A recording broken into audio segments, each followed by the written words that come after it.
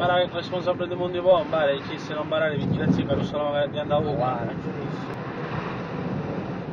Io devo pensare, male, quando è capitale che spostava, male faceva paura a vedere. Vigilino, prima che non iniziare dove vigilino. Sì, ma sono uscito, male, sempre la relazione, male. Perché tutte le cose, se li spiega lui, Rina posso dare il vedrà. No, io non ce l'aveva le spade, aveva una pistola, male, mi sta standard a così. E io non dicevamo una parola, ti parava solo razzo.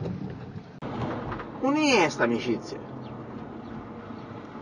Non mi sta rispettando 280 euro io, scusa. Cioè ci voglio dire io, quando io ci assettavamo, noi ci facevamo i conti, sei assettando. Con la pistola in mano e papà. Ci lo fai i conti. Dici, ma chi è? Chi sta a me calcolatrice? Tu a fare i conti, ecco, fammi. Invece piuttosto più tardi chiama l'avvocato e vedi se c'erano scritte cose che possono compromettere. No, le lettere sono queste balene. No, io non cerco il nome. Sono idee, ma sono anche lettere aperte, così. Non è che c'erano dei soldi, ci hanno seguito, perché erano dietro di noi, già qui erano dietro di noi. E io camminavo così, a 90. Ed erano dietro di noi. La macchina e più dietro ancora c'era il furgoncino. Appena hanno visto che questa era l'ultima traversa che potevamo prendere, dice vedremo un mano, però hanno visto che io sono andato di qua verso Francofonte, dice vabbè potremmo fermare, capito? Mi sono bastardi.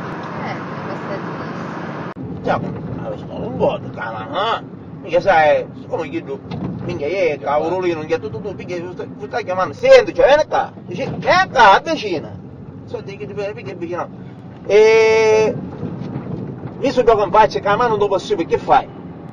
Tu mi dici che fai? Così, dimmi così, io sono un figlio di Romano, bravo, io sono Giacomo Bugile, perché tu sai, Giacomo Bugile, sì, devo stare a posto, c'è un po'. No, non mi disse niente, come finivo? Ah no, non ti disse niente, c'è fu una fassa che da forte.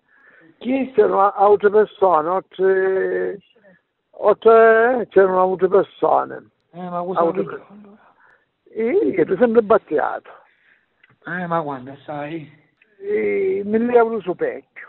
Niente. Piglio 1.000 euro su pecchio, perché Gianfranco dopo o Caruso, poi tu spieghi.